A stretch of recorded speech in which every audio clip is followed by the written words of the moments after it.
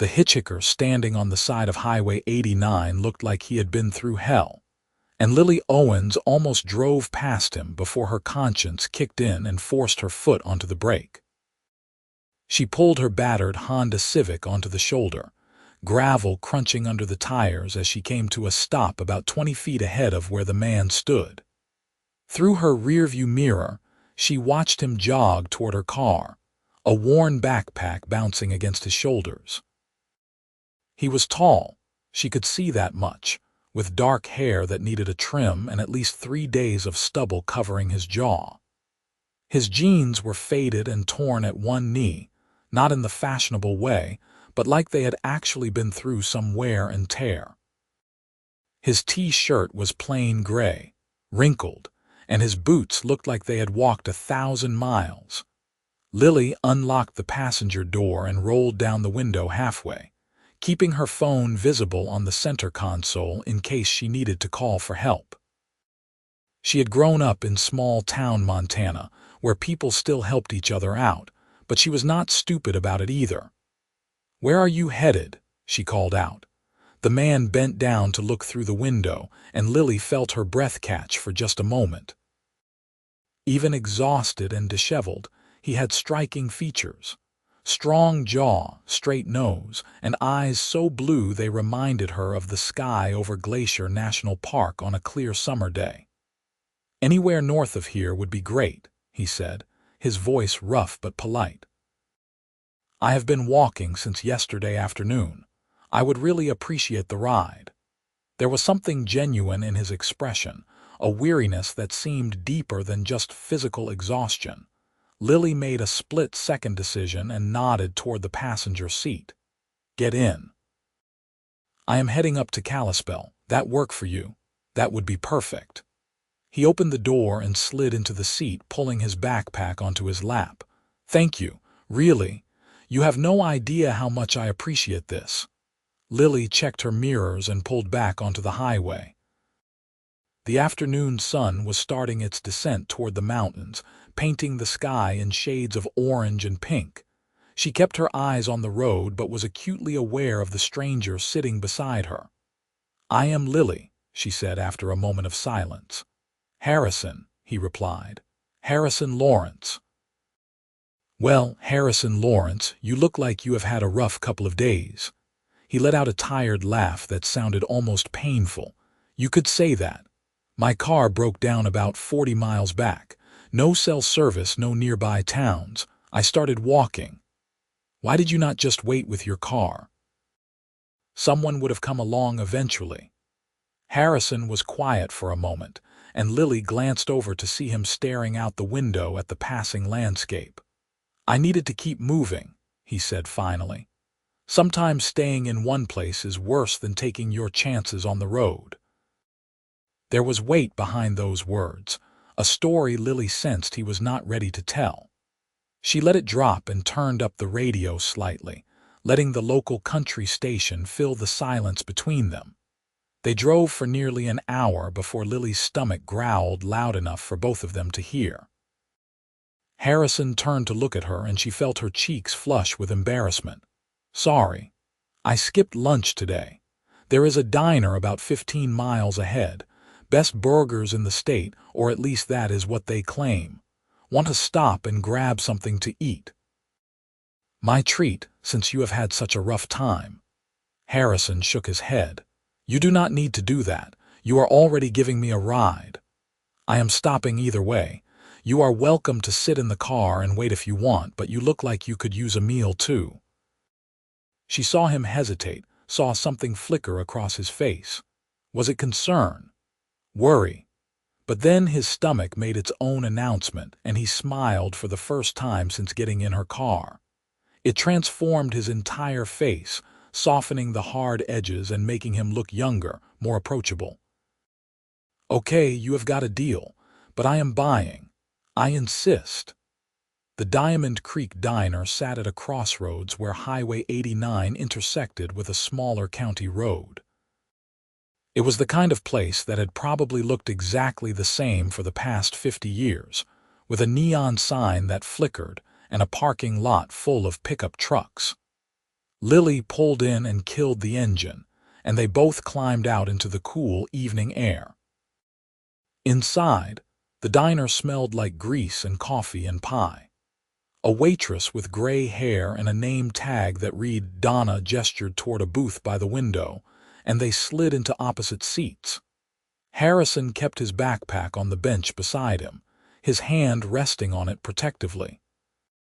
Donna brought them menus and 2 glasses of water, then disappeared to tend to other customers. Lily watched Harrison scan the menu, noting the way his eyes seemed to take in everything around them, always alert, always aware. He sat with his back to the wall, she noticed, positioning himself so he could see the entire restaurant. "So what do you do, Lily?" Harrison asked, setting down his menu. "When you are not rescuing stranded hitchhikers," she smiled. "I am a veterinary technician. I work at a clinic in Kalispell." "Today was my day off, actually. I drove down to Missoula to visit my grandmother." "That is a long drive for a day trip." "She is 92. I make the trip every other week, spend the day with her, make sure she is doing okay. My mom and dad moved to Arizona a few years ago for their health, so it is just me and Gran now. She is lucky to have you." Harrison's voice was sincere, and Lily found herself warming to him despite her initial caution. "What about you? What do you do when you are not walking down highways?" Harrison's expression closed off slightly, and Lily watched him choose his words carefully. "I work in manufacturing. Management mostly. It is not very exciting. Manufacturing what? Equipment. Industrial stuff. Like I said, not very exciting." Donna returned to take their orders. Lily asked for a cheeseburger and fries, while Harrison ordered the same plus a slice of apple pie. When the waitress left, Lily leaned forward slightly. "You know, for someone in manufacturing management, you seem pretty comfortable being stranded in the middle of nowhere. Most people would be panicking, trying to figure out how to get their car towed, calling everyone they know." Harrison met her eyes, and she saw a flash of something there. Amusement, maybe, or appreciation for her observation. "I grew up in a small town, spent a lot of time outdoors. I guess I have always been comfortable with solitude." "Where did you grow up?" "Montana, actually. Little place called Eureka, up near the Canadian border." "No kidding. I have been through there a few times. Pretty country up that way." "The prettiest," Harrison agreed. "I have not been back in years, though. Work keeps me pretty busy." Their food arrived, and they ate in companionable silence for a while. Lily found herself sneaking glances at Harrison between bites. There was something about him that did not quite add up. The worn clothes and the desperate hitchhiking did not match the confident way he carried himself, the way he spoke, the small details she was starting to notice. His watch, for instance, looked expensive even though he had tried to hide it by pushing it up under his sleeve.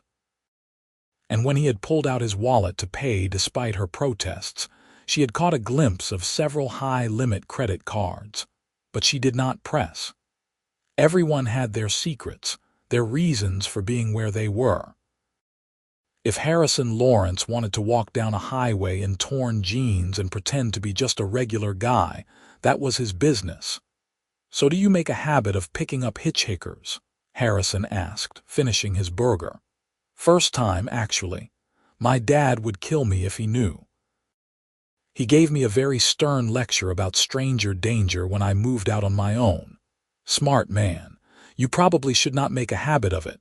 Then why did you get in my car?"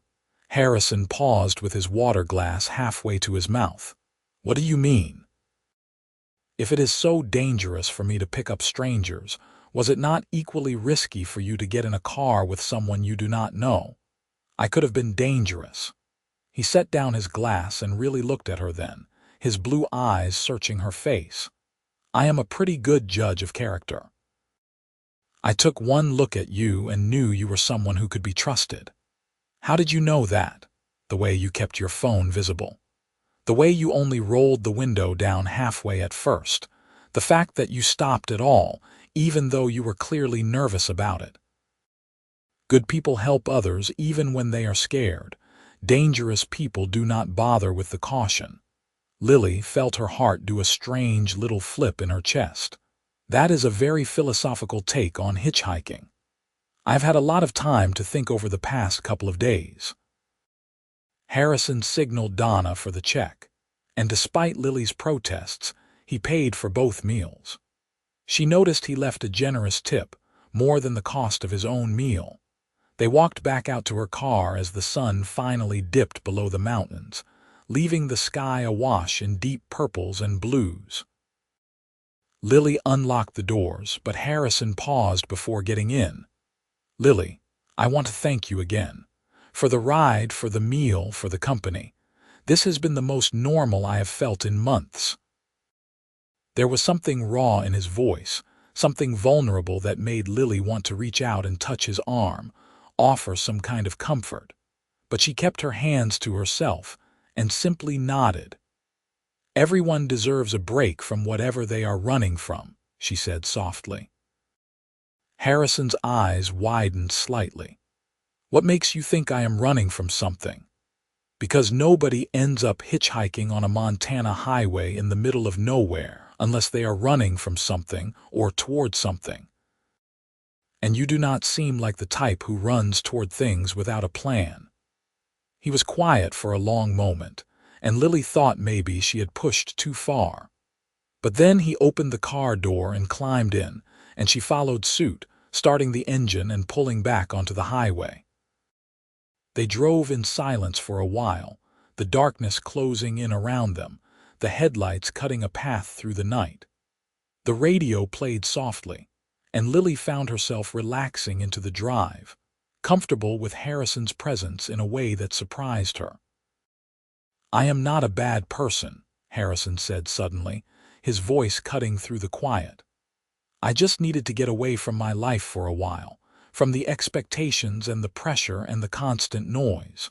I wanted to remember what it felt like to be nobody for a day or two." Lily glanced over at him.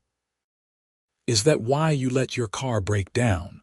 Why you walked instead of calling for help?" "I did not let it break down. That part was genuine bad luck.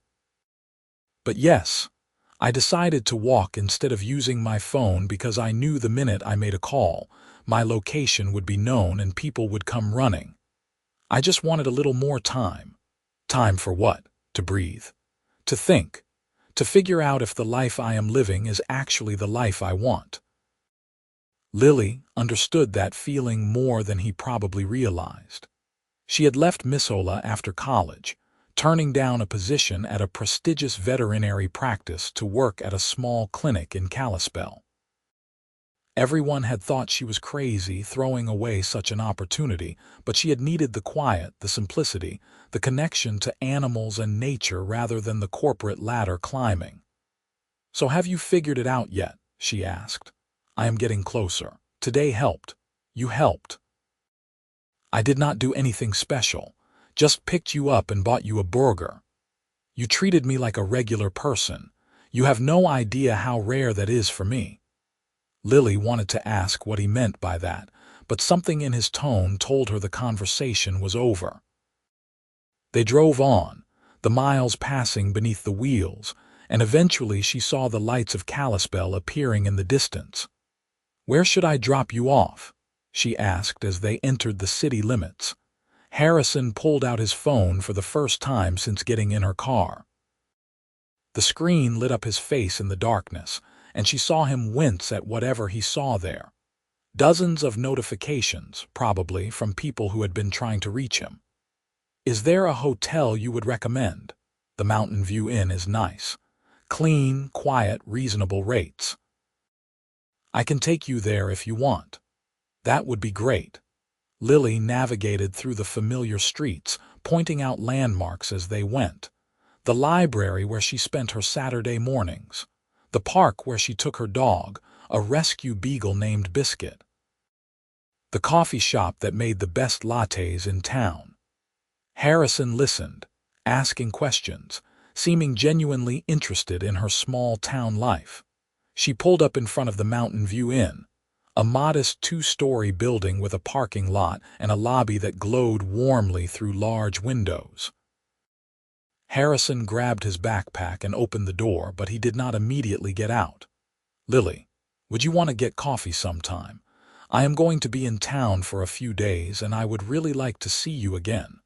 Her heart was racing, and she tried to play it cool. "Are you asking me on a date?" "If that is okay, I understand if you think it is weird given how we met."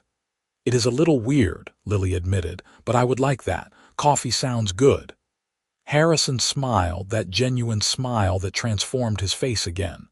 "Tomorrow morning, that coffee shop you mentioned, The Grind. I will meet you there at 10. It is a date." He climbed out of the car, then leaned back in through the open door. "Thank you, Lily Owens, for everything." "You are welcome, Harrison Lawrence." She watched him walk into the hotel lobby, watched him approach the front desk and pull out his wallet. Even from the car, she could see the clerk's eyes widen at whatever credit card Harrison handed over.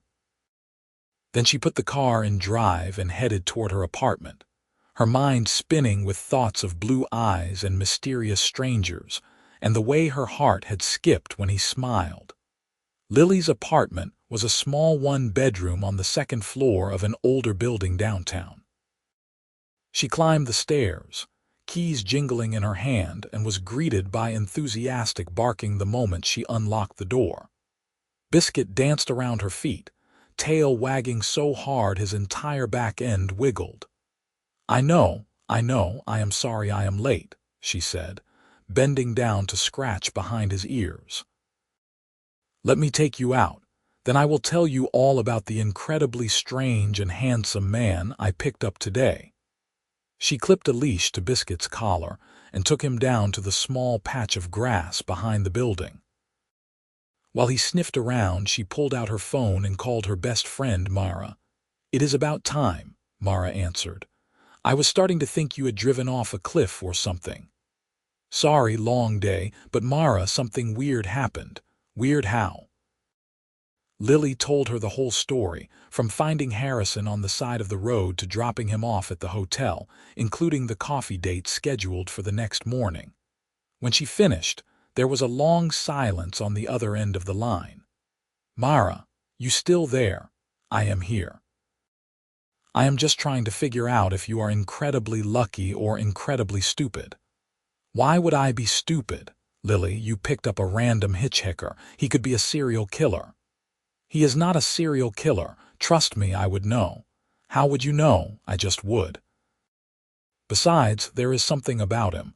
Something different. I cannot explain it." "Different how?"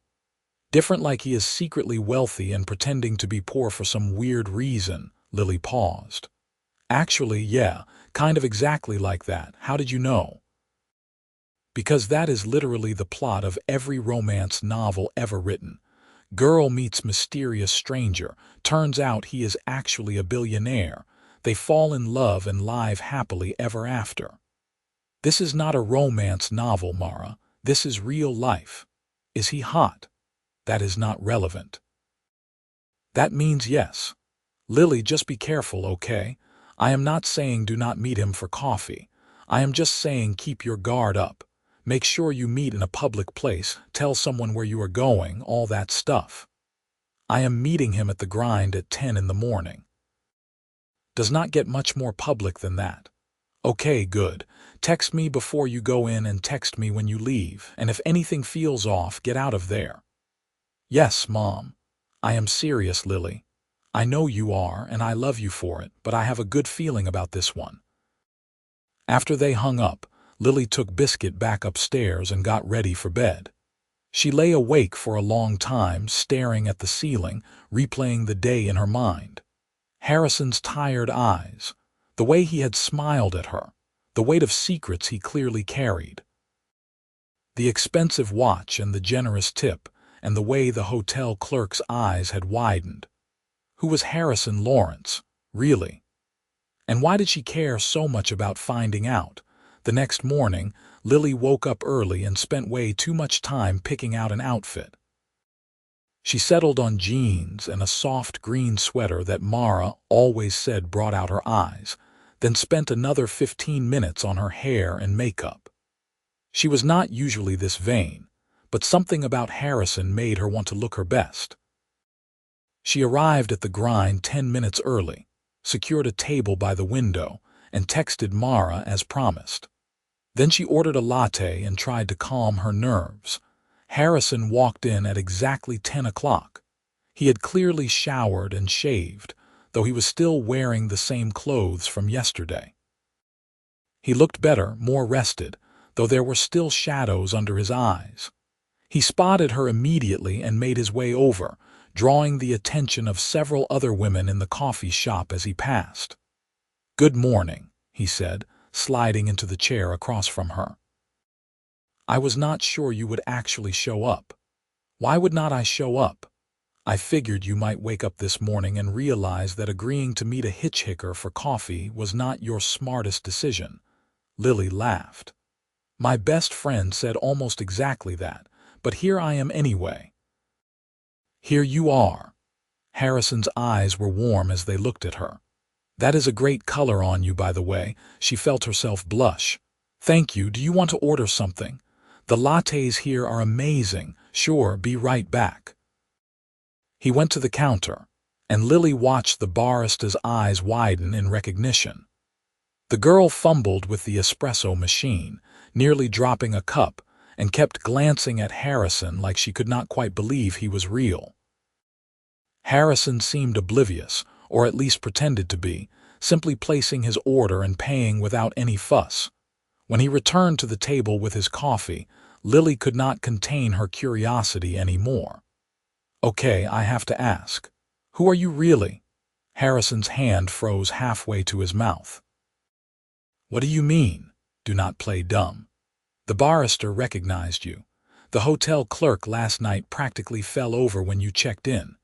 You are wearing clothes that look like they came from a thrift store, but your watch probably costs more than my car. So who are you, Harrison Lawrence?" He set down his coffee and leaned back in his chair, studying her face. "If I tell you, will you promise to still see me as the guy you picked up on the highway? Not as what I am, but as who I am." "I do not even know what that means." Harrison pulled out his phone, typed something, and turned the screen to face her. It was a news article from a major business publication. The headline read, "Harrison Lawrence, CEO of Lawrence Industries, named Forbes 40 under 40. Lily stared at the photo of Harrison in an expensive suit, standing in front of a modern glass building. Then she looked up at the real Harrison sitting across from her in his worn jeans and wrinkled T-shirt. "You are a CEO." "Yes." "Of Lawrence Industries." "Yes." "Which is what exactly?" "We manufacture industrial equipment, machinery for construction, agriculture, mining. We have facilities in 12 states and annual revenues in the billions." Lily felt like the floor had dropped out from under her. "You are not just a millionaire, you are a billionaire." "Technically, yes. Though most of that is tied up in company assets and stocks. And you were hitchhiking, on Highway 89, in the middle of Montana. I told you I needed to get away from my life for a while." Lily stood up abruptly, her chair scraping against the floor. Several people turned to look, but she did not care. "I need some air." She walked outside, Harrison following close behind. The morning was cool and crisp, the sky a brilliant blue. She paced back and forth on the sidewalk, trying to process what she had just learned. "Lily, please talk to me. Why did you not tell me last night? Why did you lie?" "I did not lie. I told you I worked in manufacturing management. That is technically true. You know that is not the same thing. You let me think you were just a regular guy. Because that is all I wanted to be. For one day, for one evening, I just wanted to be a regular guy having dinner with a nice woman. Not Harrison Lawrence, CEO, not the man with a Wikipedia page and a stock portfolio that gets analyzed by financial experts. Just Harrison." Lily stopped pacing and turned to face him. "So what now?" Was this all just some kind of game? Rich guy pretends to be poor, sees how the other half lives, gets his kicks. No. Harrison stepped closer, his expression intense. That is not what this is. Lily, I have spent the last 72 hours walking away from everything I have built because I woke up one morning and realized I had no idea who I was anymore. I have a company worth billions, but I eat dinner alone every night. I have houses in 3 cities, but none of them feel like home.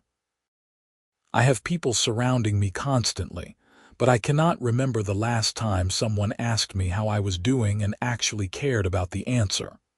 His voice cracked slightly on the last words, and Lily felt her anger start to fade. So why get in my car? Why not just keep walking? Because when you pulled over and looked at me through that window, you saw a person who needed help. Not a business opportunity, not a networking contact, not a walking dollar sign. Just a person. And when we sat in that diner last night and talked, I felt more like myself than I have in years. Lily wanted to stay mad at him, wanted to maintain her righteous indignation, but she could not, because she understood what he was saying. She had left her own promising career behind because she had felt suffocated by expectations and opportunities that did not align with who she actually was. This is crazy, she said finally. This whole situation is absolutely insane. I know. You are a billionaire. I know. And I am a vet tech who lives in a 1-bedroom apartment with a rescue dog named Biscuit. I would really like to meet Biscuit. Despite everything, Lily laughed. You are serious. You want to meet my dog. I want to get to know you, Lily, the real you. And if Biscuit is important to you, then yes, I want to meet him. She shook her head, but she was smiling now. You are either the most genuine person I have ever met or the best liar. I have not figured out which yet. I am going to vote for genuine and hope you come to the same conclusion. They went back inside and finished their coffee, and Harrison told her more about his life. About taking over his father's company when he was only 25, after his dad suffered a massive heart attack. About building it into something even bigger, something that employed thousands of people and supported entire communities. About the pressure and the expectations and the loneliness that came with being at the top. I have not had a real relationship in 3 years, he admitted. Every woman I meet either wants me for my money or is intimidated by it. I have not been able to just be myself with someone in so long that I had almost forgotten what that felt like. Until you got in my car. Until I got in your car. Lily finished her latte and set down the cup. Okay, here is the deal. I am willing to give this a shot, whatever this is. But I need you to be honest with me from now on. No more secrets, no more half-truths. If we are going to do this, we do it with everything on the table. Deal. Harrison reached across the table and took her hand. His palm was warm, his grip strong but gentle. What do you want to know? Everything. But let us start with why you were on Highway 89 in the first place. Harrison explained that he had driven down from Seattle, where Lawrence Industries was headquartered, intending to visit the company's facility in Butte. But somewhere along the way, he had pulled over, turned off his phone, and just started driving with no destination in mind. The car breaking down had been pure chance, but he had taken it as a sign to keep going, to extend his escape a little longer. My assistant is probably having a heart attack, he said. I have missed board meetings, conference calls, probably a dozen urgent situations that needed my immediate attention. Do you regret it? Not even a little bit. They spent the rest of the morning talking, sharing stories about their childhoods and their families and their dreams. Harrison told her about growing up in Eureka, about fishing with his father and learning the business from the ground up. Lily told him about her grandmother, about her decision to work with animals instead of climbing the corporate ladder, about the simple life she had built for herself in Kalispell. Around noon, Lily's stomach growled, and Harrison suggested lunch. They walked to a small Italian restaurant a few blocks away, tucked into a corner booth, and continued talking over pasta and wine. Lily watched Harrison relax more and more as the hours passed, the tension leaving his shoulders, the shadows under his eyes gradually fading. "I should probably get back to work tomorrow," he said eventually, though he did not sound happy about it. "I have been gone for 3 days. If I stay away much longer, my board of directors might stage a coup." "Would that be so bad?" "Honestly, sometimes I wonder, but it is not just about me. Lawrence Industries employs 12,000 people. They depend on the company being stable and successful. I cannot just walk away from that. I understand." And she did. Lily might have chosen a simpler path, but she understood the weight of responsibility, the knowledge that other people counted on you. "But I do not want to lose this," Harrison continued. "I do not want to lose you. I know that sounds crazy, given that we have known each other less than 24 hours, but I feel more connected to you than I have to anyone in years." Lily felt her heart racing again. "I feel it too, and it terrifies me." "Why?" "Because you live in Seattle. You run a billion-dollar company. You have a life that is completely incompatible with mine. What happens when you go back? Do we just say it was a nice couple of days and leave it at that?" Harrison reached across the table and took both of her hands in his. "What if we did not? What if we figured out a way to make this work?" "How? You are a billionaire CEO. I am nobody." "You are not nobody, Lily. You are the most real person I have met in years. You are kind and genuine, and you see me for who I am, not what I am. That is everything." She wanted to believe him. God, she wanted to believe him so badly. But the logical part of her brain was screaming that this was impossible, that people from different worlds did not just fall in love and live happily ever after. Except maybe they did. Sometimes. If they were willing to fight for it. "Okay," she said finally. "Let us try, but I need you to understand that I am not leaving Kalispell. My job is here, my grandmother is a couple hours away, my whole life is here. I would never ask you to leave, but would you be open to me visiting? As often as I can. How often is that?"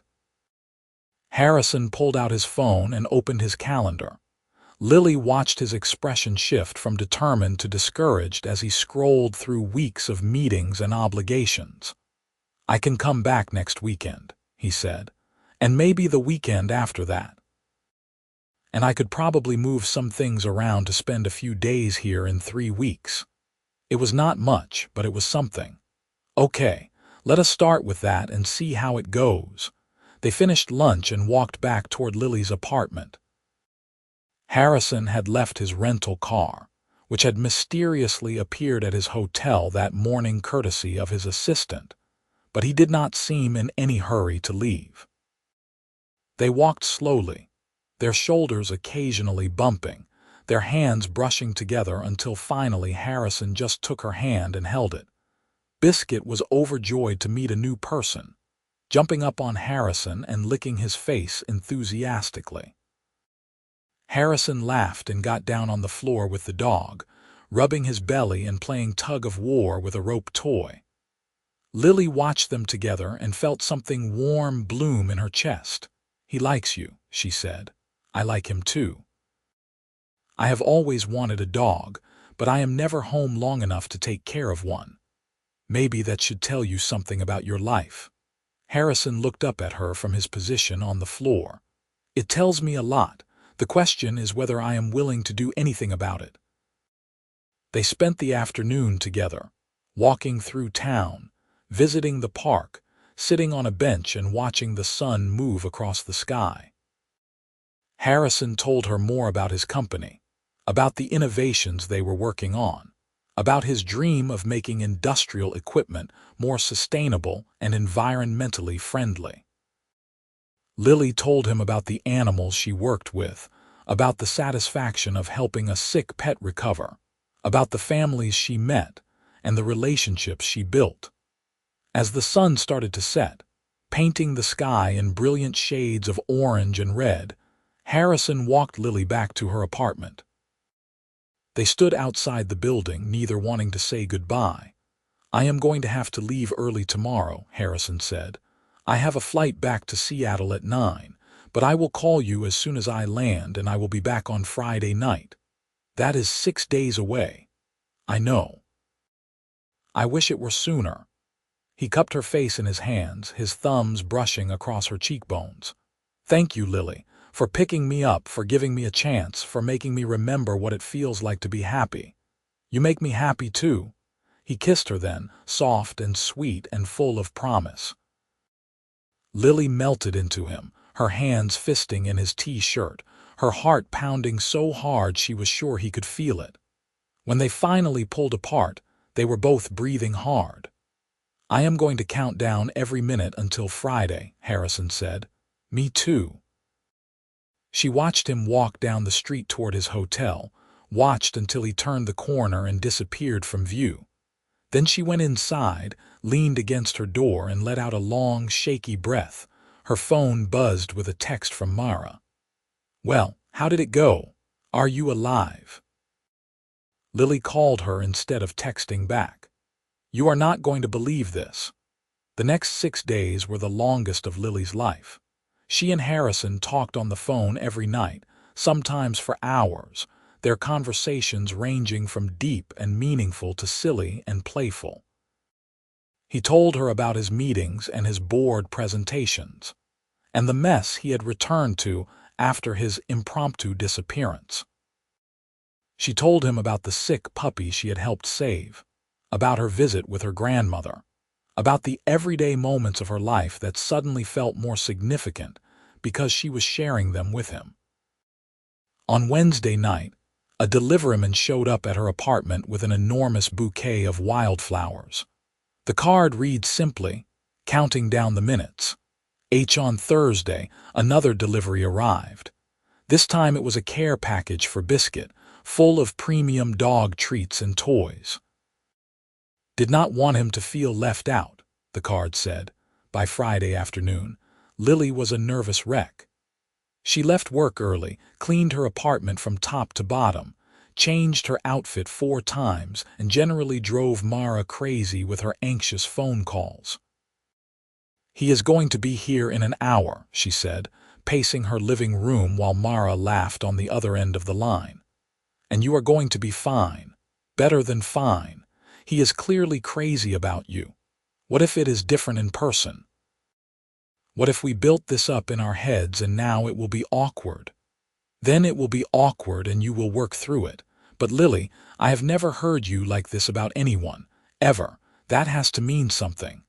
A knock on the door sent her heart into overdrive. "He is here." "Oh God, Mara, he is here." "Go answer the door, you lunatic, and call me tomorrow with all the details." Lily hung up and took a deep breath before opening the door. Harrison stood there holding a bottle of wine and wearing a smile that made her knees weak. He had gotten a haircut, she noticed, and was wearing dark jeans and a button-down shirt that made his eyes look even bluer. "Hi," he said. "Hi." She stepped back to let him in, and suddenly the past 6 days of longing and anticipation crystallized into action. They came together in the doorway, kissing like they had been apart for months instead of days. Harrison wrapped his arms around her waist and lifted her off the ground, and Lily laughed against his mouth. "I missed you," he murmured between kisses. "I missed you too. So much." They spent the evening cooking dinner together in her tiny kitchen, bumping into each other and stealing kisses while pasta boiled and sauce simmered. Harrison told her about his week, about the reactions from his team when he had returned looking happier and more relaxed than they had seen him in years. "My CFO actually asked me if I had met someone," he said, chopping vegetables while Lily stirred the sauce. "I told him maybe I had. He said whatever she was doing, she should keep doing it because I was making better decisions than I had in months." "What kind of decisions?" I approved funding for a sustainability initiative I have been sitting on for a year.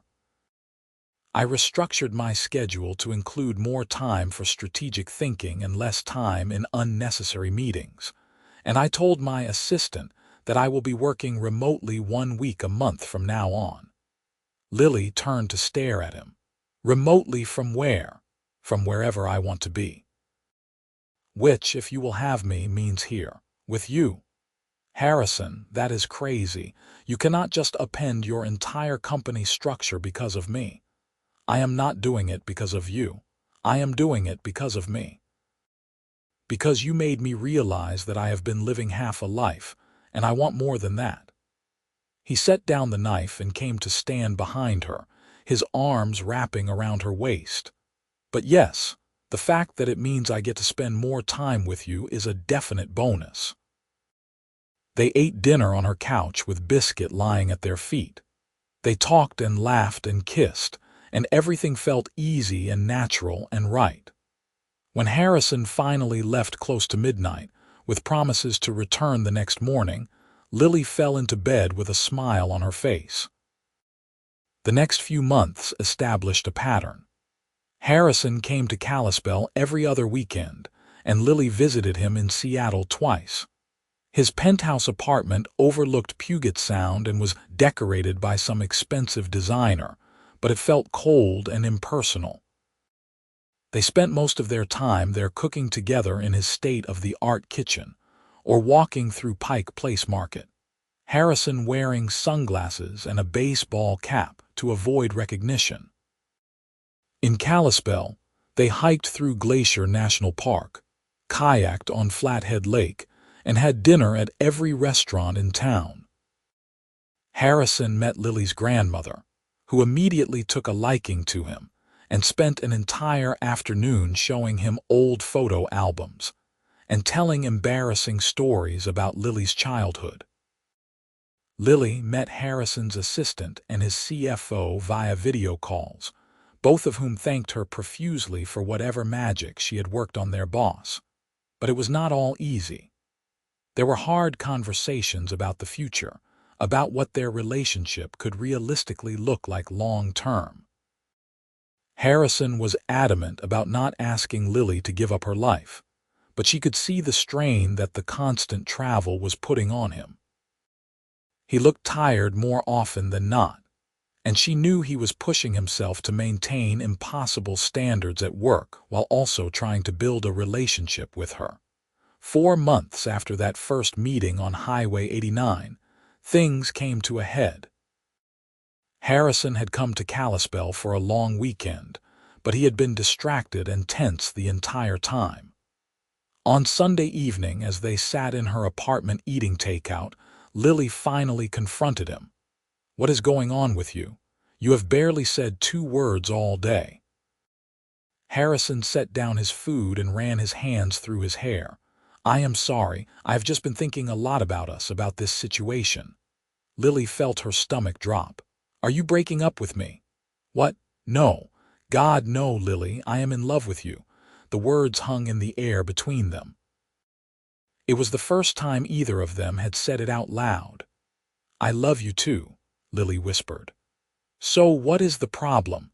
"The problem is that I am trying to be in 2 places at once, and I am not doing either one well.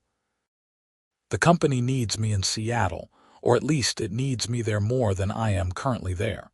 But I need to be here with you, and I do not know how to make both things work." Lily moved to sit beside him on the couch, taking his hand in hers. "What if you did not try to make both things work? What if you chose one?" "I cannot leave the company. Too many people depend on it." "I am not suggesting you leave the company, but maybe you could restructure it. Hire more people to handle the day-to-day operations. Move more toward being a chairman and less of a hands-on CEO." Harrison looked at her like she had suggested he fly to the moon. "You are talking about fundamentally changing how I run my business." "I am talking about you having a life outside of your business. Harrison, you are burning out. I can see it." You are exhausted all the time, you are stressed constantly, and you are trying to do everything for everyone except yourself. I cannot just walk away. I am not asking you to walk away. I am asking you to delegate, to trust other people to help carry the load. You built an incredible company filled with talented people. Let them do their jobs so you can have a life. He was quiet for a long time, staring at their joined hands. What if I fail? What if I step back and everything falls apart? What if you do not step back and you fall apart instead? That night, after Harrison left, Lily could not sleep. She replayed their conversation in her mind, worried that she had pushed too hard, that she had asked for too much. But she also knew that something had to change. They could not continue like this indefinitely. The next morning, her phone rang at 7. It was Harrison. "I talked to my board last night," he said without preamble. "I told them I want to restructure my role. Move to chairman of the board, promote my COO to CEO, stay on for major strategic decisions but step back from daily operations." What did they say? They were surprisingly supportive. "Apparently they have been worried about me burning out for a while. They think it is a good succession plan." Lily sat up in bed, her heart racing. "Are you sure about this?" "I do not want you to resent me for pushing you to change your life." "Lily, you are not pushing me to change my life. You are showing me how to save it. And I have been thinking about what you said, about letting other people help carry the load. You are right. I have been trying to do everything myself, and it is not sustainable. So what happens now? Now I spend the next few months training my replacement and transitioning responsibilities. And then I move to Montana." "Harrison, no, you cannot just move here because of me." "I am not moving there because of you. I am moving there because I want to. Because I have been happier in the past 4 months than I have been in years, and most of that happiness has been in Kalispell. Because I want to wake up next to you every morning instead of counting down the days until I can see you again." Lily felt tears running down her cheeks. "Are you sure?" "I have never been more sure of anything in my life. I love you, Lily Owens, and I want to build a life with you." "I love you too." The next 6 months were a whirlwind. Harrison gradually transitioned out of his CEO role, and Lily watched him transform from an exhausted, stressed executive into someone who actually smiled and laughed regularly. He bought a house just outside of Kalispell, a beautiful log cabin on 20 acres with mountain views, and enough space for the dog he immediately adopted from Lily's clinic, a German Shepherd mix he named Duke. Lily introduced him to her parents when they came to visit, and her father spent an entire evening grilling Harrison about his intentions while her mother shot apologetic looks across the dinner table. Harrison handled it all with grace and humor, and by the end of the night, even her father had to admit that he was a good man. Harrison's life did not slow down completely. He still had board meetings and conference calls and occasional trips to Seattle. But he worked from his home office most days, and he and Lily fell into an easy routine. Morning coffee on the porch watching the sunrise.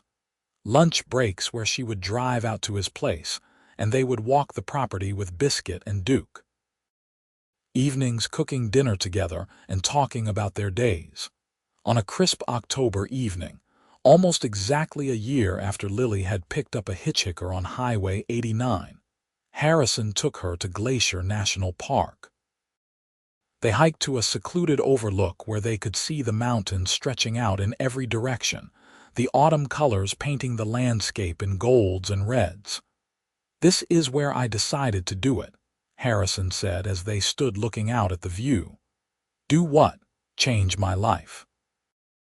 I came here about a month before my car broke down. I stood right here and realized that I had everything the world said I should want, but none of it made me happy. I decided right then that something had to change, but I did not know what. And then 3 weeks later, you pulled over on that highway and everything made sense. Lily leaned into his side, his arm coming around her shoulders. I am glad my conscience kicked in that day. So am I. Harrison turned to face her, taking both of her hands in his. Lily, this past year has been the best year of my life. You have shown me what it means to really live, to be present, to appreciate the small moments. You have made me a better person. Harrison, what are you doing? He dropped to one knee and Lily's hands flew to her mouth. I am asking you to marry me, to build a life with me here in Montana, to keep rescuing me every single day for the rest of our lives. He pulled out a small velvet box and opened it to reveal a stunning ring, a sapphire surrounded by diamonds. The sapphire reminded me of your eyes. Will you marry me, Lily? Yes, she said through her tears. Yes, absolutely yes. He slipped the ring on her finger and stood, pulling her into his arms and kissing her while the sun set behind them. They stood there on the mountain until darkness fell, holding each other and talking about their future. They were married the following spring in a small ceremony at Harrison's cabin. Lily's grandmother was there, sitting in the front row and dabbing at her eyes with a handkerchief. Harrison's mother flew in from Florida, where she had retired. Mara was Lily's maid of honor, and Harrison's former COO, now CEO, stood up as his best man. Biscuit and Duke served as ring bearers, much to everyone's amusement. Lily walked down an aisle lined with wildflowers, wearing a simple white dress and carrying a bouquet of Montana asters. Harrison stood at the end waiting for her, looking handsome in a dark suit, his eyes bright with unshed tears. When the officiant asked if he took Lily to be his wife, his voice was strong and sure. I do. Absolutely I do. They honeymooned in New Zealand, 2 weeks of hiking and exploring and being completely disconnected from work and obligations. When they returned to Montana, they settled into married life with an ease that surprised them both. Lily continued working at the clinic, though Harrison had offered multiple times to support them both so she could reduce her hours. She always refused, insisting that her work was important to her, and Harrison respected that. Harrison threw himself into his chairman role and discovered a passion for mentoring young entrepreneurs. He started a foundation that provided grants and guidance to people starting businesses in rural communities, particularly in industries related to manufacturing and agriculture. Lily would often come home to find him on the phone with some nervous 20-something, offering advice and encouragement with a patience that made her fall in love with him all over again. 2 years after their wedding, Lily discovered she was pregnant. They stood in the bathroom of their cabin, staring at the positive test, and then Harrison picked her up and spun her around while she laughed and cried at the same time. We are having a baby, he said, setting her down gently and placing his hand on her still flat stomach. We are actually having a baby. Are you ready for this? Diapers and midnight feedings and all of it. I am ready for everything with you. Their daughter was born on a snowy December morning, coming into the world with a lusty cry that made the nurses laugh. They named her Hannah Louise Lawrence, honoring both of their families. Harrison held her for the first time with shaking hands and tears streaming down his face. She is perfect, he whispered. She is absolutely perfect. Lily watched her husband cradle their daughter and thought back to that day on Highway 89, when she had almost driven past a hitchhiker who looked like he had been through hell. How different her life would be if she had not stopped. How empty. When Hannah was 6 months old, they took her to visit Lily's grandmother. The old woman held the baby carefully, marveling at her tiny fingers and toes. You chose well, she told Lily, nodding toward Harrison, who was in the kitchen making tea.